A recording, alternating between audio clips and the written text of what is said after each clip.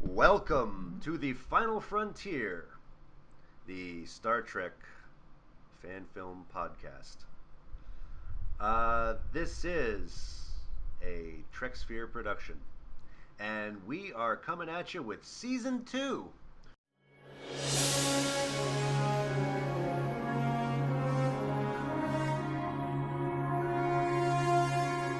Hello to our fearless leader and the guy behind all of this, Adam Mullen. Hello. And our special guest this week, the man, the myth, the mystery, the legend, the guy with a really nice shirt, Vernon Vincent. Hello. Thank you for inviting me to be on here today. It's I'm waiting to figure out if it's an honor yet. You'll find out. Yeah, oh Yeah. yeah. Well, how about we get started with the news? The big thing everyone's discussing is, of course, Picard returning. How do we feel about this? I'm holding Who my wants? breath. Okay, yeah. Vernon? Yeah, as with all things, it's going to be how it's done. Patrick Stewart can class up anything. He could have classed up Jar Jar Binks. So I it's going to be a question of whether or not the script is worthy of his time and ours. But I Yeah, I don't think in and of itself having him involved is going to be a bad thing at Yeah. all. He's yeah. he's gonna make a good series, but I'm still worried that it's gonna end up being like last year when MGM announced they were doing their Stargate online Origins. experience, Yeah, Yeah, and they're announcing a new Stargate series. And what did we get? We got 10 little 10-minute webisodes that strung together to yeah, basically make one freaking movie. And it was a yeah. prequel movie that didn't give us anything new. And yeah, Well, Patrick Stewart's uh, there, so he'll make it good. But if they're gonna bait and switch us like that, I'm gonna be like, "Arrgh." Right. Right. uh, I've seen the Battlestar Galactica way back when did something similar with Blood and Chrome, which was a like 10-minute webisodes that they ended up stitching together into a movie, and that was actually pretty decent. It's Battlestar Galactica, but yeah, but I've also but seen it but done pretty horribly. but they didn't try to sell that as a new series. That's the thing. No, no, They they did told not. you what you were getting, and Yeah, they haven't said full length series yet. They haven't said much. So part of me is worried that yeah, they're bringing Patrick Stewart in. He's going to make it a great webisode series, but if it's webisodes, I'm just going to be crying. yeah. but what I read was that it would be ongoing. So to me, I take that as an actual series like Discovery. Here's hoping. Knock on wood. Yeah. And you said Origins didn't add anything. I disagree. I think they tied in the original film and SG1 really well. They took things from both and then they blended them together because SG1 doesn't always line up with what we saw in the original Stargate film, but they took both and they put them together really nicely and it made sense. I don't want to give spoilers away in case, people haven't seen it, but I actually enjoyed Origins for what it was. Different franchise from Star Trek, but there you go. I liked it for what it was, but I just really wish they would have been honest about what it was instead of just Yeah, Yeah. saying it's a new series. And there's one thing still missing, and it was missing from the movie, and they never got into it in the series, and I still want to see it. I think it was the director's cut of the original Stargate movie. They had that fossil on the wall that they also found with the gate, and it's this freakish, monstrous thing, yeah, an alien thing, and yeah. we have never seen it. They get Well, to the there you go. planet, and it's the bad guys are humans in helmets. Yeah. Where's the thing that left that skeleton? That's what I want them to do. There's a pitch for their next little web series because I'm sure they'll be doing more. So, also in the news, they've announced the names of two series, one of which is possibly the name of the Patrick Stewart show, but nobody's for sure which one is which. The names for the two new series is in development. Star Trek Reliant and Star Trek. What's the other one? Destiny. Destiny. I was going to Yeah. say Discovery, and it's like, wait a minute, that's not right. I know it's a D word. Um, and I do like their plan. All Trek all the time. You'll get the little 13 episode season of Discovery, and that'll be followed by a 13 episode season of another show, followed by a 13 episode season of another show. It's going to be interesting to see if they're doing tie ins or if they're just trying to make up for the Yeah. fact that modern TV doesn't run a 26 episode season anymore. Yeah. I I'm a little concerned about all that. It's like they're turning it into even more of a mass market. So they're trying to glut the market with all kinds of Trek episodes, and it's almost like they're trying to be Netflix, where they've got all of these original series programming on there. And I'm just there's only so much quality I think Paramount can put out, and they're Yeah. spreading it out instead of concentrating it. Well, I'm optimistic. I mean, I think that they've finally learned their lesson from watching Disney and Marvel kind of beat everybody down. And I mean, Discovery had the quality, so I think that this one's gonna have. I'm hoping they'll be able to keep it up. I mean, they're gonna have to split their production team, so that might actually help a little bit too. Instead of 3 episodes are done by this part of our team, and then 3 episodes by this part, so that one season kind of jumps around a little bit in quality. You're going to have a dedicated team that's working on all 13 episodes, so there'll be like a flow that's consistent. That would be Hmm. nice. And if they get the Yeah. right team on the right show to match the right flow, it could be awesome. It could be horrible. It could be awesome. Everybody's going to think it's horrible because we're fans and that's what we do. Right. But I think it's going to be good. Yeah, I'm excited to see what happens. I personally want there to be Trek 24/7, 365 days a year. I would love that as long as the quality is good. Uh, and I really have been looking forward to that Picard series. That's something I've wanted to hear since 2002. So that makes me happy. As long as there are no Borg anywhere in sight, we're good to go. I actually think I think it would be fun to see modern Borg, like a new take on the Borg. I think that would be fun, and that's something that the people behind Discovery, like the makeup and costumes, that they've talked about wanting to do. So maybe that was a hint that we'll see some modern Borg. In Destiny or Reliant, Yeah, yeah, it's like I don't know what I want from Reliant. Everybody seems to think Reliant is going to be the one that's going to feature Jean-Luc Khan. Picard. Oh, I was gonna say Khan just because the USS Reliant. Yeah, but he only had Yes. that ship for about 5 minutes, Yeah, and it didn't I don't end see how they well. could do a Yeah, series. Yeah, you know how it begins, you know how it ends. yeah. Yeah. I mean, I read the book, the Rise and Fall of Yep. John Noonien Yeah. Singh. Those were fantastic reads, and it Yep. was neat the way they took contemporary history and added the whole layer where all the eugenics war stuff was basically every New World Order Illuminati conspiracy. Yeah, it turns out that's really what's going on, and it's all the genetic Supermen doing it. I love Yeah. that. Yeah. But yeah, I don't want them to do a con series. I mean, fans keep asking for more con, and that's what gave us Yeah. Into Darkness. Yeah. Yeah, and Into Darkness offended me on so many levels, and if I don't know if we're getting into that later, but it's weird. I loved the cast. Mm-hmm. I hated the Yeah. story. It was like you may as well just stab me in the heart with it. And I could see. I mean, a lot of people go off on it and say it was just a complete direct ripoff of Wrath of Khan. They just did a remake of Wrath of Khan, right down. And it's like I can see that it wasn't meant to be a ripoff. It was supposed to be an homage. Yeah. They just royally screwed the pooch.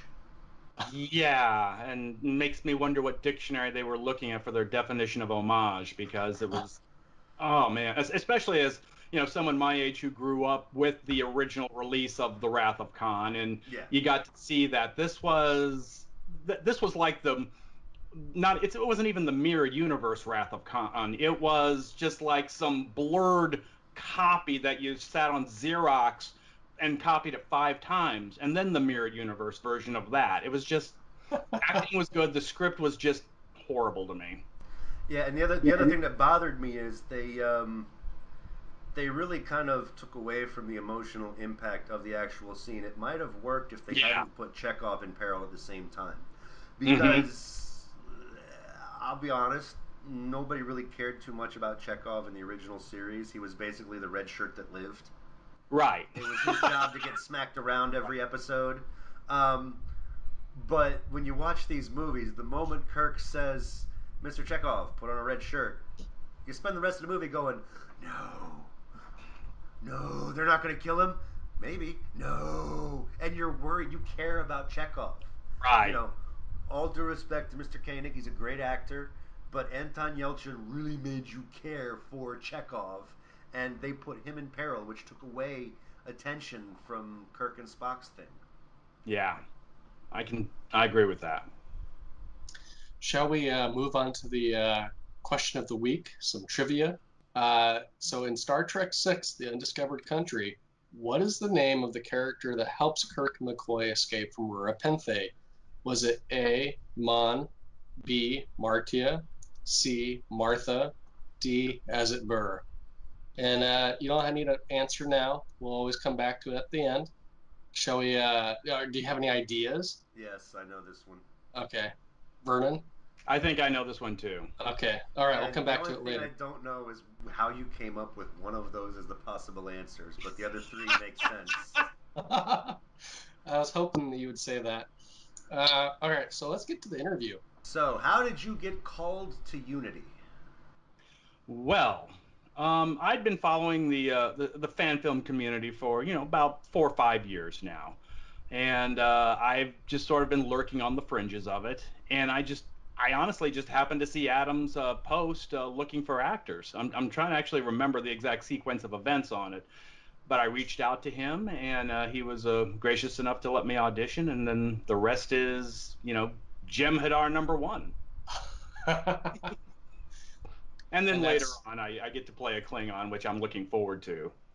yeah. So Vernon's multi-talented. He's voicing different characters for me on my audio drama, A Call to Unity. It's been really nice having him. He's been doing a good job. So thank you. It's gracious of you to say. Thank you. So I really like the script. I wish I had the opportunity to interact with the cast more online. mhm. I don't have that much because I'm used to having that with some other shows I've done. But I really like the story, and I can't wait to see the whole thing develop. Me too. Yeah, sure. So how did you first discover Star Trek? How did you first get into it? Oh Lord, this is like Grandpa on the porch in the rocking chair. I'm about 48 years old. So I didn't grow up when the original series was on CBS, but I certainly got to see it in reruns every morning on Sunday. And these were on the old TVs that only had like 11 channels, and your dad had to have you sit on them and turn the channel because you were his remote. So I got to grow up on those and see them that way. And then of course Star Trek the motion picture came out, and that I was a nerd kid at that time. I loved it, even though it was not obviously the flash bang that the Wrath of Khan and the later successful movies ended up being having. But that's sort of really how I got into Trek early on with it, and watching it and enjoying it as a kid. I was a nerd growing up, and so that was the audience really. And I don't use that term pejoratively. I own that as a badge of honor. And so I was watching those growing up with my friends. We played Dungeons and Dragons. We watched Star Trek. We did all that stuff, and that was my life growing up. Star Trek, Star Wars. It was a fun time to be a kid back then with all those new things coming out. Mhm. So what's your favorite Star Trek show or film? Oh wow. Most of my favorites are probably from the original cast movies. Hmm. The even ones, 2, 4, and 6. The Wrath of Khan is just pitch perfect to me, and I've read the stories about how it all came about. They took all the best ideas and put them together, but it was also how they put them together. That had some good acting in it. It was just action. You've got the two most over actors in the world, Ricardo Montalban and William Shatner, chewing up each other's scenery. It's just wonderful to watch. Hmm. That movie alone has so many quotable lines in it today. It's just wonderful. And then the voyage home was funny. I actually got to get some of my non nerd friends to go with me to that one, and we laughed at that. And then the Undiscovered Country, which was a really nice.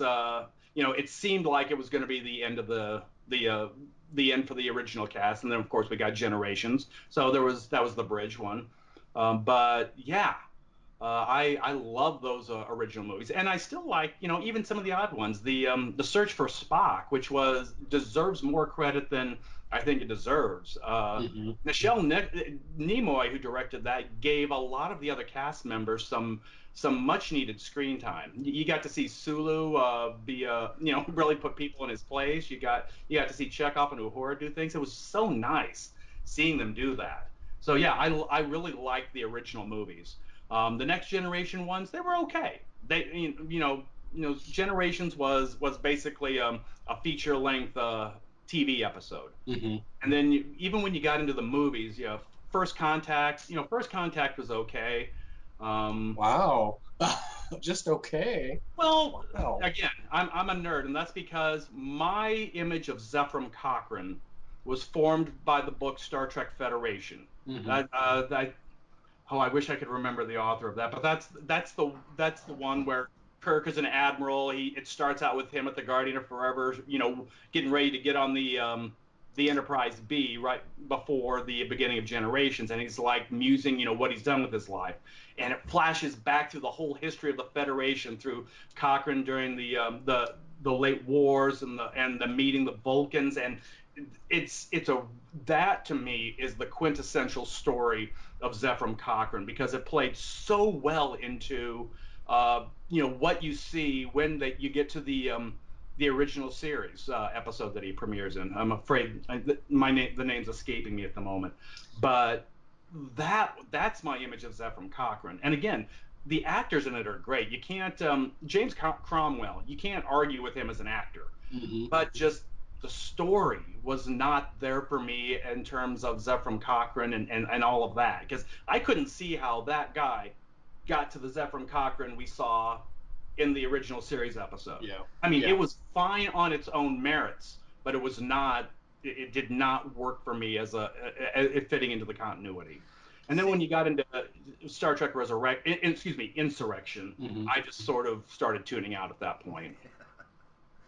yeah, So, I liked oh, how they did the Zephram Cochrane because to me it made him stand out as he was a metaphor for Gene Roddenberry. Hmm. Because what we had seen on the original series and what was written about in Federation was the idealized dream, and yeah, Roddenberry sort of became that because he was alive when the myth was born, so he kind of did epitomize that idealized standard, but in reality, he was just a guy.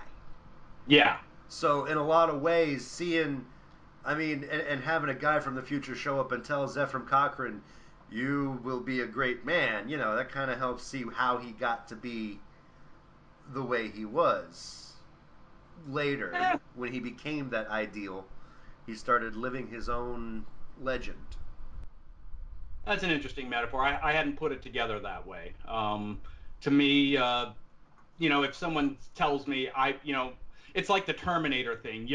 They're coming back and saying, John Connor, you're going to be the hero of the resistance. Okay, I must be the hero of the resistance. Therefore, I have to be a hero. It's like it's almost taking your destiny out of your own hands. Yeah. But, but as I said, the story, if you look at it in and of itself, it does work. Like I said, I was spoiled because of the book I had read, not necessarily because of the any merits or demerits of the movie itself. so I just want to point out that Federation is written by Judith and Garfield Reeves Stevens. Yes. They also co-authored those books with William Shatner, where Kirk returns and comes back to life after generations. And they're Hmm. the second best writers of all the Star Trek novels. Yeah, I can believe that. Yep. I don't mean to insult them, but I make them number two. My number one slot still goes to Diane Duane. I'm sorry. Yeah. Go read those. That's what I had as a kid was those big hardcover editions. Spock's World. That was the first big Star Trek novel I read, and it's like there's nobody She better. wrote Dark Mirror, didn't she? She wrote like 20 or 30, and I Yeah, think yeah, that was one of them. Yeah, and it's like I've never read one that was bad from her. yeah. So how about we move on? Next question. Sorry. That's okay. I just have an agenda and I want to get through it. Uh, so Vernon, have you been watching Discovery? I have not, mostly because I don't have CBS All Access. But Oh yeah. I haven't had the, and maybe this makes me a heretic, so be it. I haven't had the itch that it would scratch. It just doesn't, it just doesn't grab me. And maybe part of it's because, as I've heard later on, they've started to rely heavy on the mirror universe, and it seems like that's been the trope lately. We got to have mirror versions for everything. We had like 4 or 5 mirror Deep Space Nine episodes, and I realize Deep Space Nine is older, but we had, I think we had Mirror and Enterprise, if I remember right. Yeah. Now we've got Mirror here, and it's just it's turning into the alternate time travel trope in Star Trek. Instead of slingshotting around the sun, we're going into another universe, and it's just hasn't Getting played grabbed. out. Yeah. Yeah, yeah. So what I read was that originally uh, the Mirror Universe thing was going to be like very temporary, like maybe like I think one episode, Hmm. and then what it was Brian Fuller, right? That was the original like showrunner, I Hmm. think, for Discovery. So when he left, uh, they said, "Oh, let's do more Mirror Universe." But in this case, I think they did it really well. It's pretty cool. Okay. So I think Yeah. Discovery is worth watching. It's going to come out on DVD and Blu-ray in November. Oh, that's Well, right. that will be We my should first. have mentioned that in the news too, shouldn't we? Oops. Yep. Oh, now I've mentioned it. um, There you go. yeah, it's Enterprise. Enterprise had some great episodes, but Yeah. it also just did so much fan service that it got annoying. I mean, hey, let's have the Borg show up because fans like the Borg. Let's have the Ferengi show up. Let's do a Mirror Universe episode. And the Mirror Universe episode was really well done, Hmm. but I mean, it wasn't there for Enterprise. It was fan servicey, and it just came off as disjointed, out of place. Yeah. Um, Discovery does better as making it more than just an out of place gimmick, and they did the mirror universe rather well. There's a lot of stuff I wish they had done more of, and but there's also a lot of stuff that's worth checking out. Episode 3, when Mike Burnham breaks out with the Vulcan Krav Maga. I mean, that's one thing I'm liking about this show. I mean, the original Star Trek gave us Kirk Fu, which was a Yes. neat mix of brawling and judo, and it defined the fact that the Federation can mix it up in hand to hand combat. And later shows came out and they would have hand to hand combat, but it was so lame. I mean, Kirk Fu looked cooler than what Riker had that. Hey, Yeah. Yes. this was Riker. That's all he did every time. And later Star Treks, they added the Jem'Hadar that had melee weapons. They added the Klingons, but the fighting always came off so weak, and it was missing something. Where when cheesy 1960s Kirk Fu is some of the best hand-to-hand combat you're going to see in Star Trek, you're not doing it right. But Yeah. Discovery gets that part better. They Kung had, Fu is not a high bar to clear, and and they never did. no, they But never did. I mean, I don't know what they call the Vulcan martial arts that Mike Burnham uses when she gets into her first fight, Oh. but it's Krav Maga. That's what it looks like to me. I'm not a martial arts guy. I'm a fat Trekkie sitting in my little isolated. I'm in my mom's basement. It's not a basement. It's man cave. But no, I mean I don't know martial arts, but I watch a ton of movies, and Hmm. it looks like I call it Vulcan Krav Maga because that's what it looks like. It's one of the more efficient forms of martial arts that doesn't waste a lot of time. Yeah. So it's called Sus Mana. See, they And even like she, uh, the name is even close. well, and also T'Pol uses it in Enterprise, and they brought it in for Michael for Discovery. I'm just And looking at Memory Alpha right now. Yeah. That's cool. yeah, it's like it's really sad. I mean, this is some of the I know Star Trek's not an action series per se, but some of the best hand-to-hand fighting is on Discovery, and the second best is, and I cringe to say it, but when The Rock beat on Seven of Nine. When your best melee I mean, if you think about the history of the franchise, I mean, and basically he gave her the people's elbow. He did the rock bottom. He was pulling his wrestling moves at that point because he was almost being an actor, but not quite there yet. And it was another fan servicey gimmick, but you know, that sort of almost cleared the bar for Kirk Fu. This one definitely Discovery definitely clears the bar past Kirk Fu. Finally. So how about move on to the next question here? We're going to get into talking about fan films, since this is a fan film, fan productions podcast. So Vernon, do you have a favorite fan film? Wow. I don't have a favorite fan film. I've only really been involved with fan films, and that was just when I first started being exposed to them, since about 2014. I watched and backed a couple of them at the time. Star Trek Continues, Prelude to Axanar, Mm-hmm. and both of those really floored me in terms of what you could do these days with a home computer. Now I'm a technologist. I do programming for local government here. So well, don't hold that against me. But but I've always felt like I've had a grasp for what you can do in the home with technology, and I was absolutely floored with the quality of the effects. I mean, on both episodes, everything was seemed or both shows rather, everything seemed pitch perfect to me in terms of the style and what you could do with it. So I guess if I've got favorites, it's going to be those.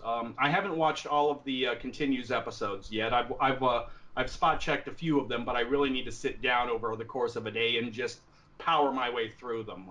I've looked at a few of them. I've watched probably more of Fairest of them all. Speaking of mirror universes, because I really like how they continued the story and how they made just even made the original Enterprise and the look and feel reminiscent of the original series. But I guess if we're gonna have favorites, it'll be the two I first started with. Nothing has been. I don't want to say anything has been worse than that, and nothing. So I guess that's a good benchmark. I started high and I haven't gotten any lower. Bill, do you have any follow-up questions? Uh, yeah. Now that you've gotten your feet wet making fan films, at least as far as doing this first audio drama, Yeah. you have any plans on? Well, I know you're going to be working on future episodes for Adam. Right. Um, has it given you the acting bug? Do you want to start looking for more projects to get involved in? Is there a personal Oh, project you'd like to make your own fan film of? oh wow. I There's some I would absolutely love to produce. I don't have the money or the time for them. I have a background in theater and voice acting, although not professionally. So I'm absolutely looking for more projects to be involved in as an actor. I have a face for voiceover, so that works very well for me. I just don't have the physicality for to actually be in a film. They're looking for people who are far more body sculpted than I am. Um, so, Have but you seen the fans? I don't think you're in trouble. Hold on a sec. Let me I that's a great filter you've got on that cam. It's very slimming. Yeah, from the neck up. It's like as long as you don't film the bottom 200 pounds, I look great. Yeah. Yeah, that's why I'm wearing a black turtleneck today in Illinois because it sure as hell isn't because of the weather. But no, I love doing a voiceover and audio dramas and stuff like that. So I'm absolutely looking for more projects. I've idly considered, what I would do if I was ever to produce my own fan film. I don't have any original ideas necessarily. Like, oh, what if we took the Borg and introduced them to the Breen? I don't know. But beyond alliteration, I don't know what that would do for us. That would be boring. Yeah, but Sorry, sorry, I sorry. I don't know. shouldn't. I wish I'd have thought of that. I'm sorry. I'm not intentionally raining on your parade. I'm just. No, no, no, It not at occurred to all. me. I had to do it. I had to say it. If I had the ability to adapt something that's existing, the aforementioned Federation, which would really be more of an epic length thing. I mean, that's on par with War and Peace in terms of a film that you would make. But even even some of the original series, one of the original novels rather, one of my favorite ones I believe was done by Diane Carey, the Dreadnought and then Battle Stations. That actually they actually featured the original series crew, but almost on the periphery. You had totally new characters in that. Those would make an excellent fan film I adaptation, in love my love that. I love that story. Just when she beats the Kobayashi Maru, because opinion. I know. she like beat it without cheating, so she basically broke the simulator. Yes, that was what was brilliant about it. It was, I mean, of course, everybody has seen The Wrath of Khan by that point, Yeah. so you know how Kirk cheated. But that was the legitimate way to do it, and it's just watching Piper navigate through that story and how and in battle stations how she broke Spock's programming, the way she did that in the story. It's just that would make an excellent fan film. So yeah, I mean, if I had my druthers, that's something like that I would like to do. Which it's almost like a fan film in novel form because it's you're dealing with characters that nobody had met up to that point, and but it's involved in the Star Trek universe. You see how it connects. The original crew can be involved, but on the periphery, and that's almost that's a really good fan film concept there. So that if I had a project idea, that would be one of the ones I would love to do. So, besides A Call to Unity, what other projects are you part of, both in and out of Star Trek? Okay. Wow. I've only ever done one Star Trek audio drama before this. It was called Star Trek Tales from the Border. It Hmm. was written by a guy named Richard Paul over in the UK. Really nice guy, funny guy. He was the guy who actually gave me uh, my first start in voice acting when I decided I wanted to do it. This is probably back in 2012, 2013. He was producing another fan series based on the Wing Commander franchise, Wing Commander Defiant Few. Hmm. And I got to play the Kilrathi in that, which is basically a cross between a Klingon and a Bengal tiger. And talk about trying to find the voice for that. You got to do the voice for that right, otherwise you're tearing up your throat. Yeah. Uh, but I managed to do it, and I had so much fun doing that. It's like, why am I not doing this? And I guess I need to back up for just a second. I got my Bachelor of Arts in acting in college, and I actually toured, for a while when I was first starting out. So I've got training as an actor. I don't have any training specifically in voice, although as a voice actor, although that's something we learned a little bit in college was, how to do different voices. So I've got a background for that. So I've always had a bit of an acting bug, and of course, this is why I'm doing computer programming now. Um, I've got to ask you because sure. I've always avoided being on stage, but I've done tech work, and I know that there's a lot involved, even with the voice. When you're doing a stage production, there's a lot of because you have to project, Oh yeah. and you've really got to emote. And for voice acting work, the microphone, it's like here's your microphone. It's right here next to Yep. you, and if you project you're gonna blow out somebody's eardrums. Oh right. Do you just adjust the gain on your mic so it barely picks you up so you can project, or have you had to modify how you act? I've Even had to just modify. I'm sorry. I've had to modify how I act. One of the things in my training when I was in college is we got to work in a lot of different environments. I've been in the big amphitheater where you've got tons of rows behind you, and then we also had a what we call a black box theater. It's a small, intimate setting, maybe less than 100 people in the audience, and so you were a lot closer to them. So you're not doing the big projecting at that point unless the role you're doing happens to be loud and you're blowing out the eardrums of your audience. But so you got the exposure to the different environments, and the nice thing about that was you had to learn to convey the same acting, the same character under completely different circumstances. One in where you're big because and one in where you're in a smaller environment. Because the other thing in the small black box environment is from in terms of stage is the gestures and movements that you make there are not going to read in a huge 500 600 person theater. They just can't, they're not going to get the subtlety or the nuance of any physicality you're doing at that point. So you learn how to you learn how to adapt to the environment that you're working in. Big broad gestures that work on stage, on a huge stage, don't necessarily work when you're in a smaller environment. Same thing with the microphone in front of you.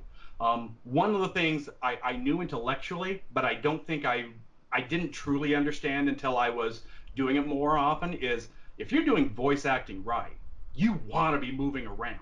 It's not just sitting there in a chair or whatever. I mean, because you have to convey the same intentions, the same emotion, the same whatever, just when you're talking into the microphone. So that was the next thing I I don't was know going if to ask you. yeah, I don't know if you've seen any of the Lord of the Rings extended edition vignettes. There's some good ones in there with Andy Serkis and how he originally started out, and he was just, he was doing the voice of Gollum, and they originally thought they were just gonna totally CGI him.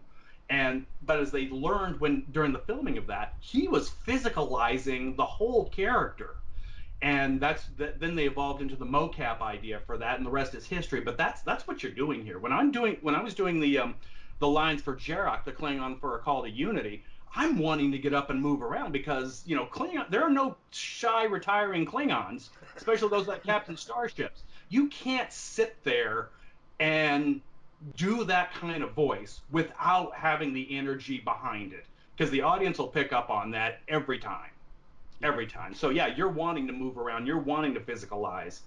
You guys should, the next time you're recording lines or whatever for the next episode of Call to Unity, turn your webcam on. Oh, And then as teasers, you can just throw some of that on YouTube so that people will see, I will kill you for this, you Federation Patak, or whatever the line is, and it'll show you, and nice little hook to kind of draw people in. oh yeah. Well, and one of the nice things for me is, I'm aware of the camera, and I'm also aware of my pitfalls with the camera. And if I've got a camera in front of me, I know subconsciously I'm performing towards that.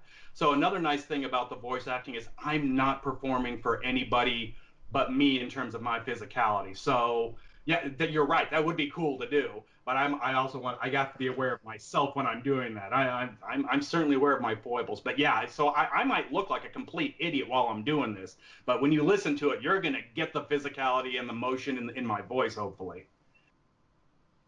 So let's switch gears a little bit and talk about the guidelines, fan Oh film yeah. guidelines. Do you see these guidelines as a hindrance to fan films or as something that helps them? Maybe it helps fan film creators. Well, this is from the perspective of a guy who hasn't made a single fan film. So, those of you playing the at-home game, take that for what it's worth. Um, and also, I'm someone who really wanted the guidelines. Just for me, I like to know what boundaries are. Yeah. So, because then I know what I can work within. I hate the guidelines. I really do. I hate them, not necessarily for them in and of themselves. I hate them because you could follow every single one of them and still get sued. You could ignore all of them and you're fine, which, because they are enforced or not based on Paramount's, whether or not somebody wakes up from a Scotch hangover instead of a vodka hangover.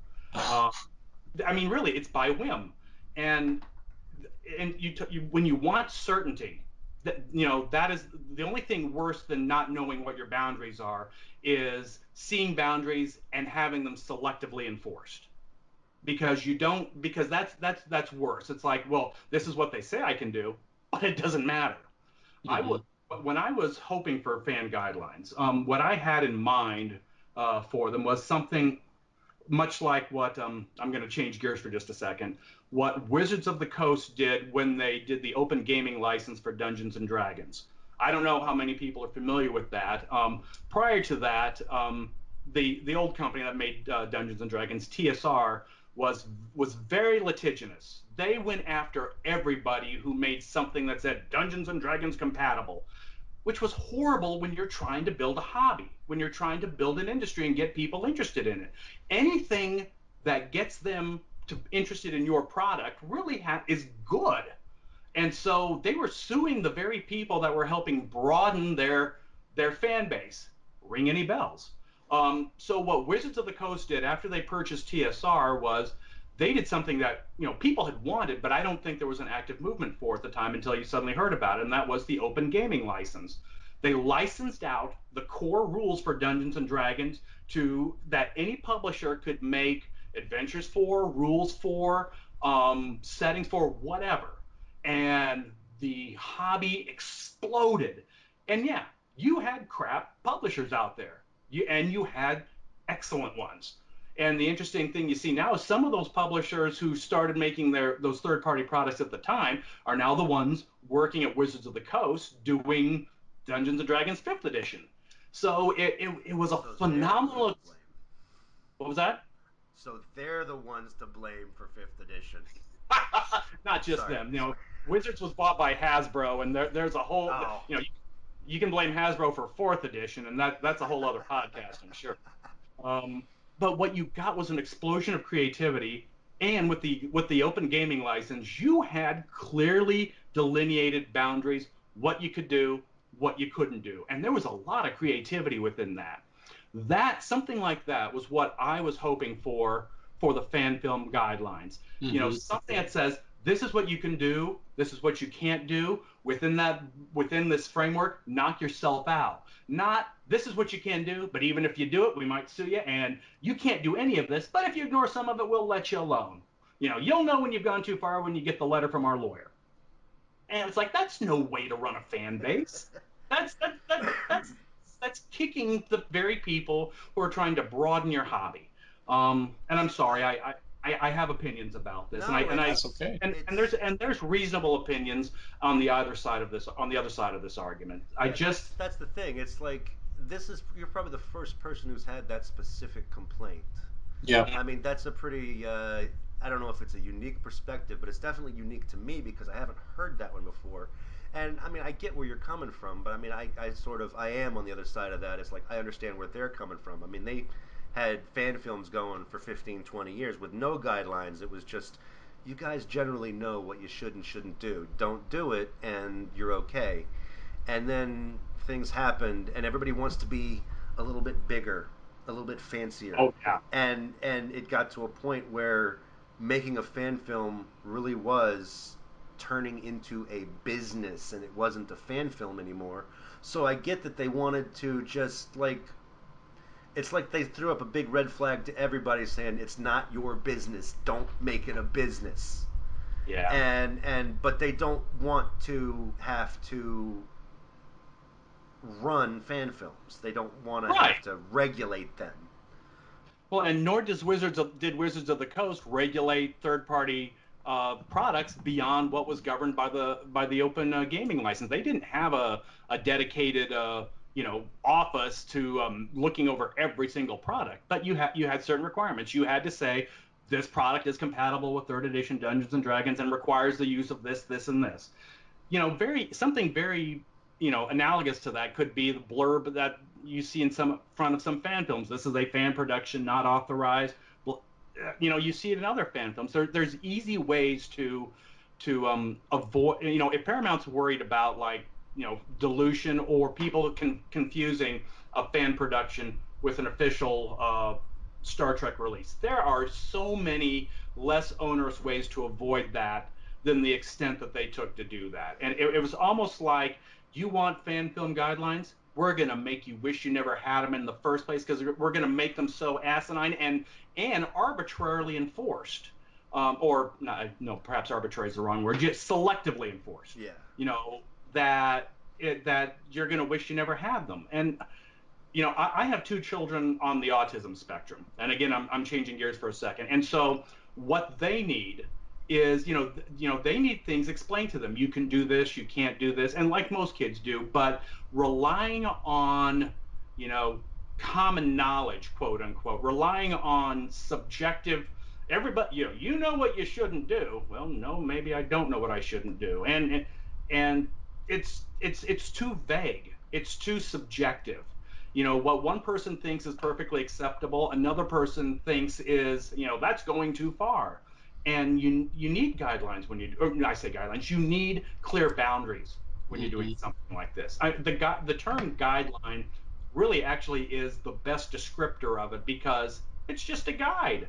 You could follow everything, you could follow nothing, and you still don't know what's going to happen to you. I And get I don't like that. I get the feeling, even though they didn't say it, based on what was going down when it came out and the way Hmm. some of these rules are specifically worded, these guidelines were specifically tailor made, aimed at one fan film. Right, That and was that's no definitely way to crossing treat the the line. community. Yeah, and Yeah. it's not right that it got thrown on everybody, but at the same time, that one particular fan film, it kind of like it was almost like they had a checklist. What can we do wrong? And they did it wrong. It's like they started out with good intentions, but um, call it scope creep, call it whatever. Right. They went down the list of what you're not supposed to do, and everybody was saying this you shouldn't do this, and it ended up getting out of hand. It was crazy. All this came down, and Hmm. I really get the feeling those rules were aimed at stopping one specific film, but it got kind of splashed onto everybody, which is why they're trying to be selectively enforcing it because they didn't want it to splash on everybody, even though it did. Right, and you may be right about that. But if so, there were ways of remedying that, which they took. They initiated litigation. They could have very easily made the what became the fan film guidelines the conditions that solely apply to that particular production, and they didn't. They did it for everybody. So, and I don't know if they did it just because, okay, these guys went too far, so let's make sure if anybody ever thinks about going too far, we won't let them. But then Yeah, you've there's got the wink and the nod that occurs for some productions. Well, okay, you hired this professional actor, but you did everything else right. We'll let it slide. yeah, I there's some just more behind the scenes stuff I could say off the record about oh why I'm the sure, guidelines looked the way they looked and why they got released publicly the way they were and why they weren't just aimed at that one production. But that's all like sure. let's not stir that pot. See, me personally, I like the guidelines because the thing I like most about Star Trek is if you lock Captain Kirk in a room with nothing but a communicator, he's going to take that communicator and he's going to build a pair of rocket boots out of it. And Are we talking Kirk or MacGyver? it's a little of Yeah. both. I mean, if you watch Star Trek, it's like how did they defeat the Borg the first time they ran into them? They didn't use weapons. They used a Yeah, radio. They used a radio. You know, uh, yeah, when they need to break out of a jail cell, they used their little somebody put a pet chip on Spock.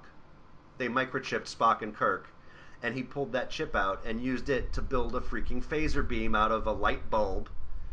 Yeah. You know, I that's mean, true.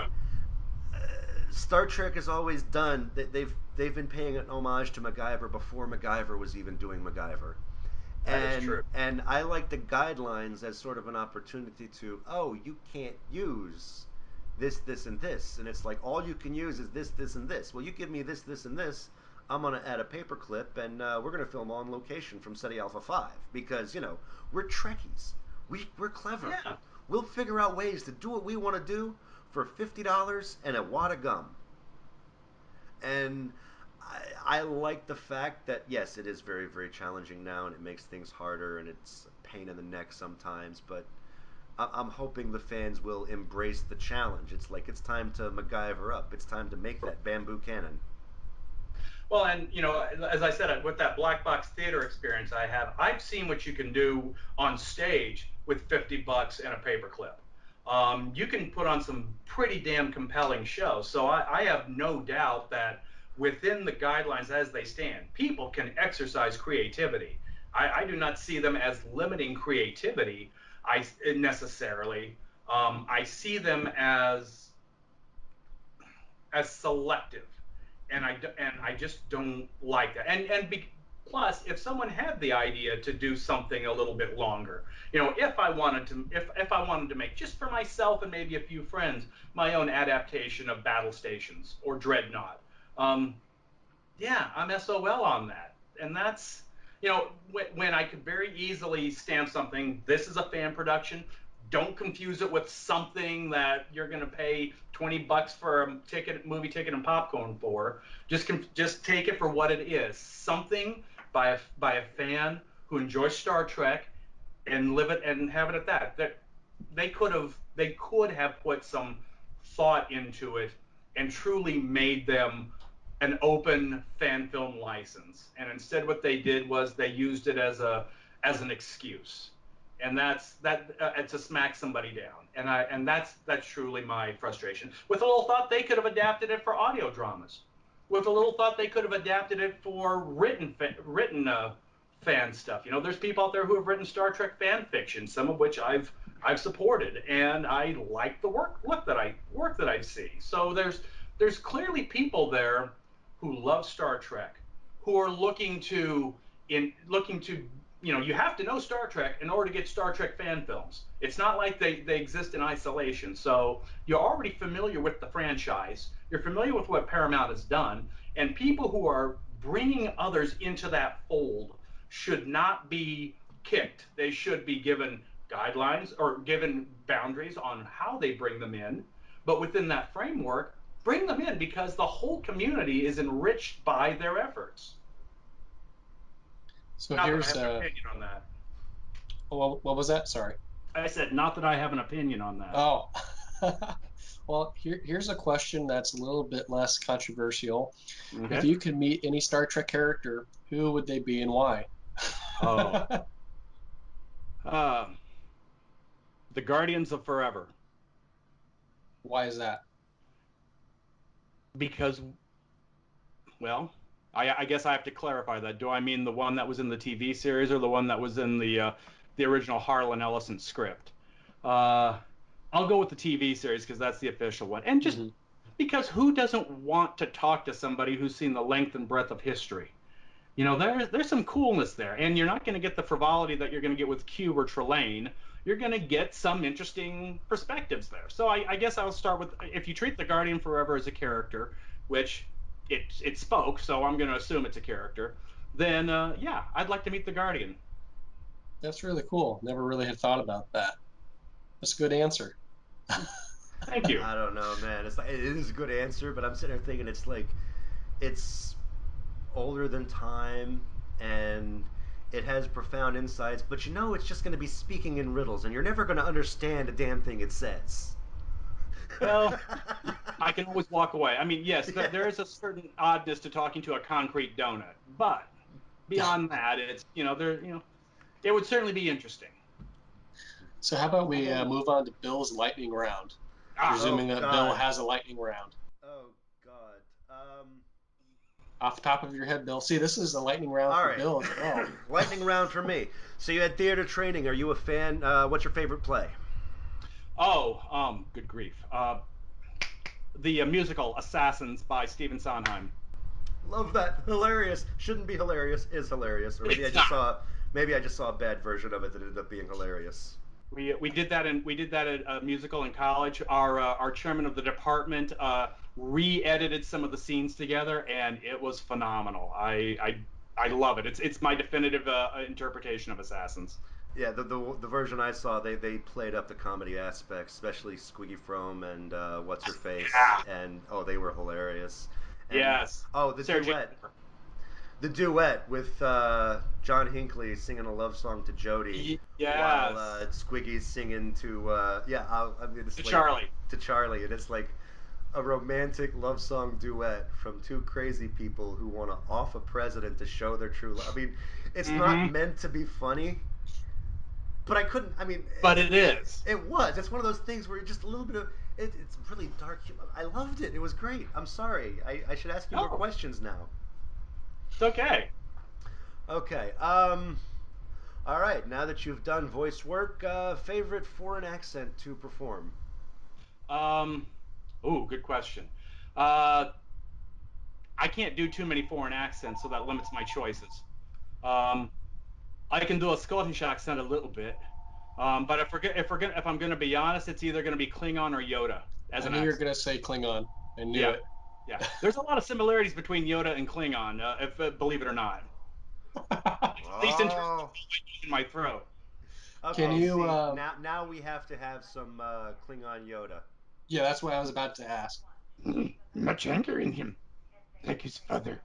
And now I will crush you, Pata! Oh, that was beautiful. Thank you. I can segue between them. I love doing Yoda. I cannot wait for Frank Oz to retire and just tap me on the shoulder and say you're it. And of all the accents you've heard on, okay, let me put it to you this way: classic Scotty and Chekhov were doing fake accents. Modern Scotty and Chekhov do fake accents. Who did it better? Duhan. You like Duhan's over I do. the guy who's I'm actually Grandpa's rocking married chair. to? Okay, Yeah. and then now compare Koenig and Yelchin. Ooh. I I think Yelchin did the better Russian. Okay. I think Yelchin did. See, now it surprised me you would pick Duhan over Peg, because Peg like just basically started talking like his wife, who's actually Scottish. Well, keep in mind I have a broader frame of reference with Duhan. I haven't seen too many of the original, or excuse me, of the remake movies. So Okay, okay. I've seen far more of those. So I'm drawing from that sample. If I decide to rewatch a whole bunch of the the remakes again and again, my opinion might change. But Yeah, one last lightning round question. It's very dark, but you're wearing a Trek-ish shirt today. What's the yes, shirt? What's the shirt? this this is my low budget outfit. This is a black turtleneck. And then the Cochrane Delta here is from the box set of Star Trek remake, the original remake. I got the set that had the four pins in it, and Okay. because I couldn't find a Star Trek shirt for today that didn't have holes in it, this is what I went with. Okay.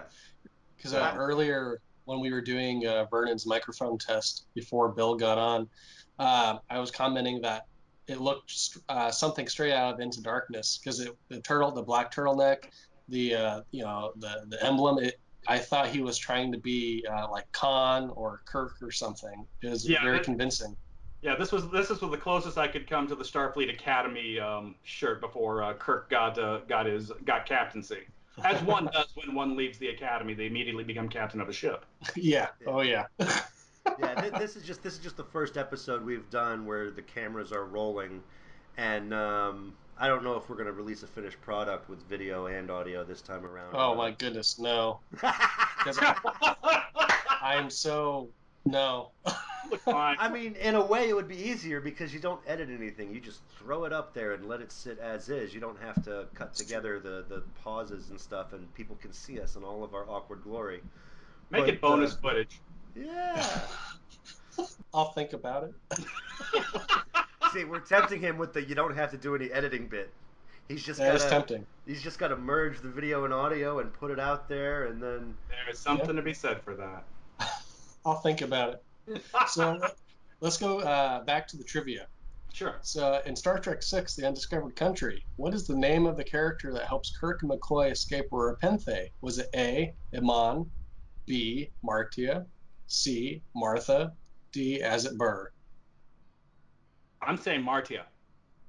What do you think, that's Bill? that's what I'm going with too. You're both right. B. Martia. I believe Uh, Iman is the actress who played her. See, yeah, that's what I was Iman. gonna say. It's like Iman was who played her, so that's where you got A from. Yeah, Martia was the name. Martha sounds like it, so that was there to throw people off. Why Azit Burr? Where's I, the Green I, Lantern thing come from? I, well, because that's the Klingon Chancellor who becomes Chancellor in that movie. Her father's assassinated, right? Supposedly by Kirk and McCoy. So that's her name. So I thought I would just put another female's name from that movie in there. That's all I could think of. Oh, that was wait. Are you sure? As wait, why Yeah, was I I'll look it thinking up Green right now. Lantern? I thought Azit I Burr was a green one of the aliens in the Green Lantern Corps. could It certainly be. sounds like it could be. Um, let's see here. Yeah, It's an that's her alien from the name. Star Trek Green Lantern crossover series. I was Could wondering if be. maybe you'd heard like Iman was going to play Green Lantern in the DC universe or something, and you were throwing that in as a bonus trivia tidbit. That would be cool, but no, I'm not that awesome. I don't see anything for Green Lantern for that name. Now, where did my question go to? Oh, okay. So then, yes, Martia. And the bonus question is, how many people did Martia shapeshift into? And Bill's looking up the answer right No, now. actually, I'm looking up who I'm thinking of. I'm looking up a Green Lantern thing. Okay. I'm So gonna Vernon, spitball and say 7. uh, No, it wasn't that many. There was Lady Form, there was Big Ugly Dude Form, and there was Kirk Form. There was Didn't three. she have a couple? Didn't she have a couple she shifted into before she died? Like so as she was dying, or am I misremembering? No, you so might be remembering right. I ac- according to Memory Alpha, well, we have the Martia, the woman shapeshift form, and then we have the Brute, which I always thought was kind of like Sasquatch, and then we have the young human girl, and then we have Kirk, and that's it. I Oh, okay. forgot. I forgot about the human girl. Yeah. Yeah, because that's how she slips out of the handcuffs, the chains. And I just looked it up online. I was thinking of the alien that gave Hal Jordan the power ring in Green Yeah. Lantern. His name is Abin Sur. Yeah. Oh, okay. So when you said Azit Burr, I was like Azit Burr, Abin Sur. My That's his brain second. is That's Abin's second cousin. There we yeah. go. It's like yeah. Yeah, Well, that's why the Green Lanterns don't go visiting Klingon space anymore. there we go. So then I've got bonus trivia. Uh, Iman is actually the last actress to kiss William Shatner in Star Trek, according to Memory Alpha. Well, if you're gonna go out with a bang. There you There go. you But go. because it's Kirk. Womp womp Womp, womp. womp, Well, you womp. never. Hey, they brought back Picard. Maybe Shatner's gonna get one more go round. Hey, you Wouldn't be know. surprised. I don't know how Never they're too going to do late for that. a legend. Never too late for a legend. uh, you know, a bridge did fall on him, right? He was killed by his own bridge. Yeah. You That was know, supposed to be a joke. That would be a that's bridge too far. There we well. go. Yeah. The punchline is, all these years, Captain on the bridge. The movie ends with a bridge on the captain. Yeah, that was what I was Oh, thinking. all right. I'm on a time delay. Well, a lot of people don't like that death, but the more I think about it, the more I think that was the proper death for Kirk. Because basically, he's Captain Kirk. He's awesome. He's epic. He's a legend. So Hmm. first he dies saving hundreds of refugees from a space anomaly, and after that he comes back to life to save a million more people, and he dies saving them. So it's like in order to kill Captain Kirk, you got to kill him twice, and he's still going to save millions of people in the process. So if you're going to have a death of Captain Kirk, that's probably the way you should go with it. I would agree with that. The only thing about that death that was just hokey was the end line. It Oh was my. fun. Yeah. Yeah, Oh my. it was fun. That was my cheap Shatner impersonation. Yeah, he says it was fun, and then dot dot dot. Oh my. Yeah, I forgot the oh my. He Yeah, well. pulls out a Mr. Sulu. He Oh doesn't do it as my. well. Oh No, my. no, it's his is oh my dead. Yeah. Thank you very much, ladies and gentlemen, for tuning in to this first episode of the new season. We hope to bring you very many more. Special thanks to our guest, Vernon Vincent. That's you. Thank you for having me on. It's been enjoyable. It's been spontaneous, and I like it. And I can't wait for more episodes of Unity to come. A Call to Unity to come out. Me too. And thank you to Adam Mullen for putting this show together. Oh, of course. My pleasure. And Vernon, thank you for being or for voicing your different opinion about the guidelines. We appreciate it. Well, you're very welcome. And I am Bill Allen, aka the guy in the red shirt. And Literally. literally. And this has been The Final Frontier, a Tricksphere podcast. Like and follow us on Facebook. Check us out on YouTube, the iPhones, the iTunes Store, and Google Play. So that's it for this week. See you next time. And remember, be excellent to each other and party on, dudes.